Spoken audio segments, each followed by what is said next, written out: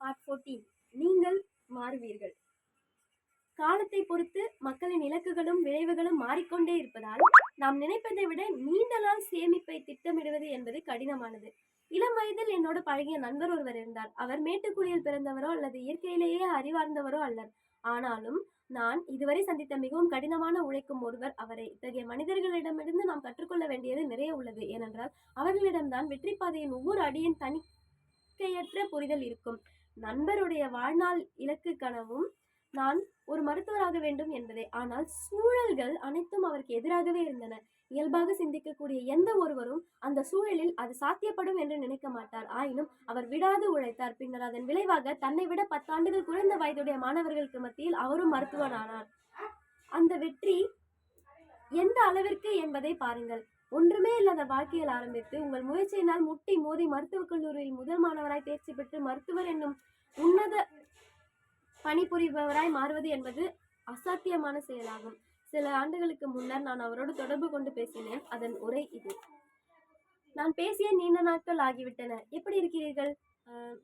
மோசமான தொழில். இருந்தாலும் அட போப்பா, மோசமான தொழில் இது. எங்கள் உரை ஒரு 10 நிமிடம் போய்கொண்டிருந்தது. பணி அழுத்தம், காலவரையற்ற வேலையையும் அவரை வெகுவாக தாக்கி இருத்தல் வேண்டும். 15 ஆண்டுகளுக்கு முன்னர் முட்டி மோதி எப்படியாவது இந்த நிலைக்கு வர வேண்டும் என்று தீர்மானித்து வந்தவர் இன்று தன் நிலையை குறித்து ஏமாற்றம் அடைந்துள்ளார். இதன் பின்னால் காணப்படும் உளவியல் கருத்து இதுதான். மக்கள் தங்களுடைய எதிர்காலத்தை கணிப்பதில் தேர்ச்சியற்றவர்கள். இலக்கை கற்பனையாக சுமந்து கொண்டு அதை நோக்கி நகர்வது எளிதானாலும் விளையாட்டுத்தனமானதும் கூட. போட்டிகள் மலிந்து கிடக்கும் இவ்வுலக வாழ்க்கையின் சூழலில் அதே இலக்கை கற்பனை செய்தல் என்பது முற்றிலும் வேறானது. நம்முடைய எதிர்கால பொருளாதார இலக்குகளை நோக்கிய திட்டங்களை வகுக்கும் போது மேற்கூறிய முறை மிக அதிக தாக்கத்தை ஏற்படுத்தும். ஒவ்வொரு 5 வயது சிறுவனும் நான் பெரியவன் ஆனதும் டிராக்டர் ஓட்ட வேண்டும் என்றேன் விரும்புகிறான். பெரிய டிராக்டர் வர என்பதில் ஆரம்பித்து முடிந்து விடுகிறது அந்த சிறுவனின் விளைவு. அவர்களுடைய கண்ணோட்டத்தில் அதுவே சிறந்த தொழில். வளரும் அவர் பின் நாட்களில் டிராக்டர் ஓட்டுவது பெரிய தொழில் ஆகாது என்பதை உணர தொடங்குகின்றனர். மிகுந்த கௌரவமானதாகவோ அல்லது அதிக பணம் ஈட்டக்கூடியதாகவோ தோன்றும் வேறு தொழில்களில் அவர்கள் ஈடுபட ஆரம்பிக்கிறார்கள். எனவே பதின்ம பருவத்தில் அவர்கள் வழக்கறிஞராக விரும்ப தொடங்குகிறார்கள். அவர்களுக்கு எப்பொழுது தெரியும் அவர்களுடைய திட்டம் இறுதியானது என்று? அதைத் தொடர்ந்து சட்டக்கல்லூரிகள் அதற்கான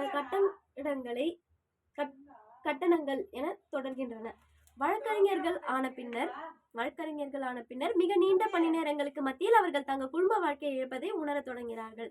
எனவே அவர்கள் குறைந்த சம்பளத்தில் குறைந்த நேரம் பணியாற்றக்கூடிய பணிகளில் அமர்கிறார்கள். பின்னர் தான் குழந்தைகளை வளர்ப்பது என்பது மிக அதிக அளவு செலவாகும் ஒரு விஷயம் என்பதையும் தங்கள் சம்பளத்தில் ஒரு பெரும் பகுதியை அது எடுத்துக்கொள்கிறது என்பதையும் உணர்கிறார்கள். பின்னர் வீட்டில் இருந்து தாங்களே குழந்தைகளை பார்த்து கொள்ள ஆரம்பிக்கிறார்கள். இறுதியாக அதுதான் சரியான வழி என்று முடிவெடுக்கிறார்கள். அவர்களுடைய 70 வயதுகளில் நாள் முழுக்க வீட்டில் இருந்த காரணத்தினால் அவர்களுடைய ஓய்வு குறித்து அவர்கள் திட்டமிடவில்லை என்பதை உணர்கிறார்கள். நம்மில் பலர் இத்தகைய வாழ்க்கை சுழற்சியைத்தான் பெற்றுள்ளோம். அரசின் ஓர் ஆய்வறிக்கை கல்லூரி படிப்பில் தாங்கள் எடுத்துக்கொண்ட முதன்மை பாடத்தை பொறுத்த பணிகளில் அமர்பவர் வெறும் 27% என்று கூறுகிறது. வீட்டில் தங்கி குழந்தைகளை பராமரிக்கும் பெற்றோர்களில் 29% பட்டதாரிகள். சிலர் தங்களுடைய பட்டம் வாங்கியதை வீணென்று நினைக்கிறார்கள். பதின்ம வயதில் இளைஞர்கள் தங்களுடைய எதிர்கால திட்டங்களை தீர்மானிக்கும் போது கற்பனை கூட செய்து பார்க்க இயலாத அளவிற்கு பெற்றோர்கள் தங்களுடைய 30களில் அவர்களுடைய வாழ்க்கை இலக்குகளை பற்றி தீர்மானிக்க வேண்டியிருக்கும் என்பதை நாம் ஒப்புக்கொண்டே ஆக வேண்டும். நீண்ட கால பொருளாதார திட்டம் அவசியமான ஒன்றுதான். ஆனால் மாற்றங்கள் நிகழ்ந்துள்ளன. நம்மிலும் நம்மை சுற்றியுள்ள உலகிலும் உங்கள் இலக்குகளிலும் ஆசைகளிலும் ஒன்றை நாம் சொல்ல வேண்டியதுதான் இருக்கிறது. எதிர்காலம் நமக்காக என்ன வைத்திருக்கிறது என்பதை நாம் ஒருபோதும் கணிக்க இயலாது. இரண்டாவதாக இன்னொன்றையும் நாம் ஒத்துக்கொண்டே ஆக வேண்டும். நாளை உங்களுக்கு என்ன வகையான தேவைகள் இருக்கும் என்று நீங்கள் இன்று முடிவெடுக்கவும் இயலாது.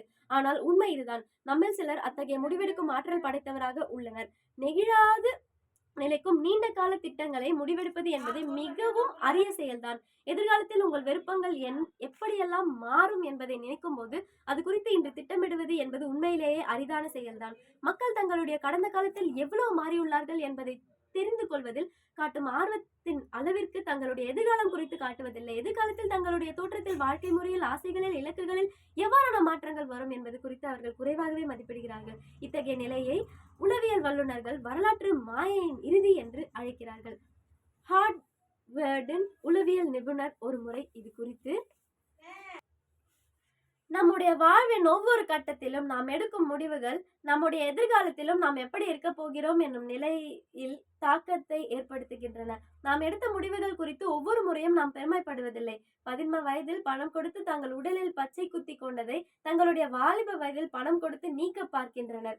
இளம் வயதினர் திருமணம் செய்து கொள்ள விரையும் போது மூத்தோர் திருமண விலக்குகள் குறித்து முடிவுகளை எடுக்கின்றனர். வயதான இளைஞர்கள் அதிகம் உழைத்து பெற்றதை இழந்து கொண்டிருக்கும் போது இளம் வயதினர் லாபம் அடைய அதிக உழைத்துக் கொண்டிருக்கின்றனர். மீண்டும் மீண்டும் மீண்டும் இதே நிலைதான் எங்கேயும். அவர் மேலும் சொல்கிறார், நாம் எல்லோரும் ஒரு மாயையுடன் வலம் வந்து கொண்டிருக்கிறோம். நம்முடைய பழைய வரலாறு முடிந்துவிட்டது என்றும் இப்போதுதான் நாம் விழைந்த எதிர்பார்த்த வாழ்க்கையை நாம் தொடங்குகிறோம். இந்த நிலை இனி தவறாது தொடரும் என்பதுதான் அந்த மாயை. இதை நாம் புரிந்து கொள்ள மறுக்கின்றோம். கீழ்பாட்டின் ஆய்வின் அடிப்படையில் மக்கள் 18 வயதிலிருந்து 68 வயது வரை எதிர்காலத்தில் அவர்கள் எவ்வாறு மாற்றத்தை அடைவார்கள் என்பது குறித்து குறைவாகவே மதிப்பிடுகின்றனர் என்பதுதான் உண்மை. இத்தகைய போக்கு நீண்டகால பொருளாதார திட்டத்தை எவ்வாறு பாதிக்கும் என்பதை நீங்கள் கணித்து பார்க்கலாம். கூட்டுத்தொகை வருவாய் குறித்து குறிப்பிடும் சார்லி முங்கர் கூட்டுத்தொகை வருவாய் திட்டத்தின் முதல் விதி அதை தேவையில்லாமல் மாற்றிக்கொண்டே இருக்காதீர்கள் என்பதுதான். நம் வாழ்வில் சில முக்கிய மாற்றங்களை நாம் பெற நினைக்கும் போது தொழிலில் முன்னேற்றம், முதலீடுகள், செலவுகள், வரவு செலவு திட்டங்கள் என இவை யாவற்றையும் எப்படி மாற்றாமல் இருக்க இயலும்? அது கடினமான செயல்தான்.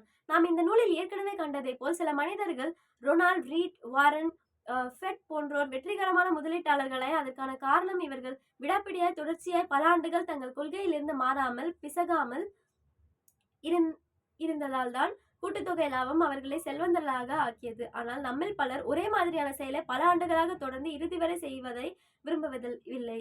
இறுதி வரை இல்லை என்றாலும் நீண்ட காலத்துக்கும் தொடர விரும்புவதில்லை. எனவேதான் சராசரியாக 80 வருட வாழ்க்கை இருந்தாலும் நம்முடைய சேமிப்புகள் குறிப்பிட்ட 20 ஆண்டுகால இடைவெளிக்குள் சிக்கிக் கொள்கின்றன.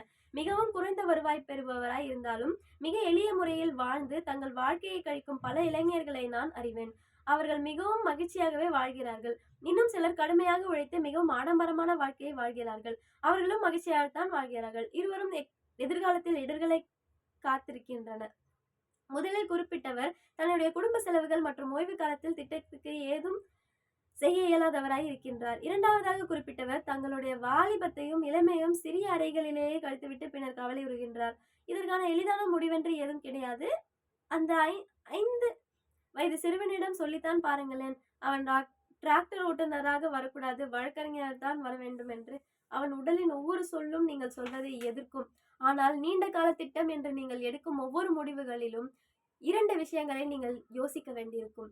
பொருளாதார திட்டங்களில் இரு துருவங்களை, அதீத நிலைகளை நீங்கள் தவிர்த்துதான் ஆக வேண்டும். உங்களுடைய குறைந்த வருவாயிலும் நீங்கள் மகிழ்ச்சியுடன் இருக்கலாம், அல்லது அதிக வருவாய் பெற அயராது உழைத்து கொண்டே இருக்கலாம். இவ்விரு வழிகளிலும் இறுதியில் ஒரு அதிருப்தியை தான் நீங்கள் உணர வேண்டி வரும். வரலாற்றின் மாயையின் இறுதி என்னும் நிலைக்கு எண்ணெய் ஊற்றிவிடும் காரணி சூழல்களுக்கேற்ப தகவமைத்துக் கொள்ளும் மக்களின் தன்மையே ஆகும். எனவே எதையுமே சாதாரணமாக எடுத்துக்கொண்டு எதுவும் இல்லாமல் வாழும் மிக எளிமை நிலையையும் எல்லாவற்றையும் அனுபவித்து ரசிக்கும் நிலையுமான இவ்விரண்டு குணங்களினால் அதீத நிலைகளுக்காக தயாரிக்கப்பட்ட திட்டத்தின் பயன் தேய்ந்து போய்விடுகின்றது.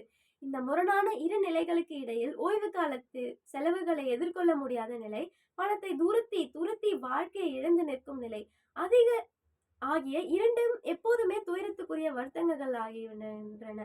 ஒரு திட்டத்தை நடுவில் கைவிட்டு விட்டு வேறொரு திட்டத்தை பற்றி கொண்டு விட்ட நேரத்தை எட்டி பிடிக்க 2 மடங்கு வேகத்துடன் ஓடும் நிலை மிகுந்த துயரத்தை தரக்கூடியதாக அமைந்து விடுகின்றது. நீண்ட காலம் நிலைத்திருந்து வருவாயை பெருக்கும் வண்ணம் திட்டமிட்டப்பட்ட கூட்டுத்தொகை வளர்ச்சி முறைகள் எப்போதுமே கைவிடுவதில்லை. இம்முறை சேமிப்புக்கு மட்டுமில்லாமல் தொழில் முன்னேற்றத்துக்கும் உறவு முறைகளுக்கும் கூட உண்மையாக பொருந்தும். நிலைத்திருத்தல் என்பதே இதற்கான அச்சாணியாகும். மேலும் காலத்தின் போக்கில் மாறும் நம் மனநிலையை கணித்து அதற்கேற்ப அவ்வப்போது திட்டத்தை திருத்தி வடிவமைத்தல் என்பதே நமது வழிமுறையாக அமைதல் வேண்டும். அத்தகைய வழிமுறையை எதிர்காலத்தில் நமக்கு ஏற்பட போகும் வருத்தத்தை குறைப்பதோடு நம்முடைய நிலைப்பு தன்மையையும் அதிகரிக்கும். ஆண்டு வருவாய், நமக்காக செலவிடும் நேரம், பயண ஏற்பாடுகள், குடும்பத்துடன் செலவழிக்கும் நேரம் போன்ற வாழ்வின் பல்வேறு கூறுகளின் இயல்பு நிலைகளை கணித்து அதன்படி இவை குறித்து பின்னால் நாம் கவலையுறாமல் இருக்கும்படியான வாய்ப்புகளை அதிகரிக்கும் வண்ணம் நாம் ஒரு திட்டத்தை கைவசம் கொள்ளுதல் அவசியம்.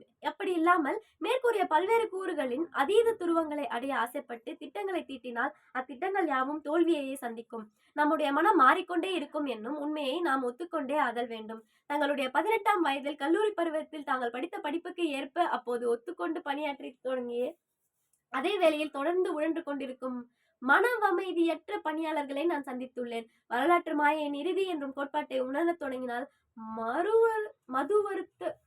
மது அருந்த கூட இன்னும் வயது வராத அந்த காலத்தில் உங்களுக்கான பணியை நீங்கள் தேடிக்கொண்டிருக்கிறீர்கள் என்பதை உணரத் தொடங்குவீர்கள். அது எத்தகைய குறைந்த அளவிலான சமூக பாதுகாப்பை அளிக்கும் என்பதையும் நீங்கள் அறிந்து கொள்வீர்கள். மாற்றத்தின் உண்மையை உணர்ந்து கொண்டு அங்கிருந்து எவ்வளவு விரைவாக இயலுமோ அவ்வளவு விரைவாக புது திசையில் பயணம் செய்யும் யுக்தியை தான் முக்கியமானது. வால் ஸ்ட்ரீட் ஜேர்னல் சஞ்சிகையின் முதலீடுகள் குறித்த கட்டுரைகளை எழுதும் எழுத்தாளர் ஜேசான் ஷ்விக் தன்னுடைய திங்கிங் ஃபாஸ்ட் அண்ட் ஸ்லோ என்னும் நூலுக்காக உளவியல் நிபுணர் டேனியல் கஹ்னேமன் என்பவருடன் சேர்ந்து பணியாற்றினார்.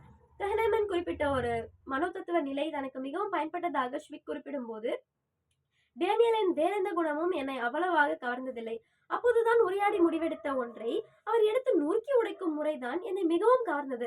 ஷ்விக் எழுதுகிறார், நானும் கஹ்னேமனும் ஒரு அத்தியாயத்துக்காக மட்டுமே கூட முடிவின்றி உரையாற்றி கொண்டிருத்தல் இயலும்.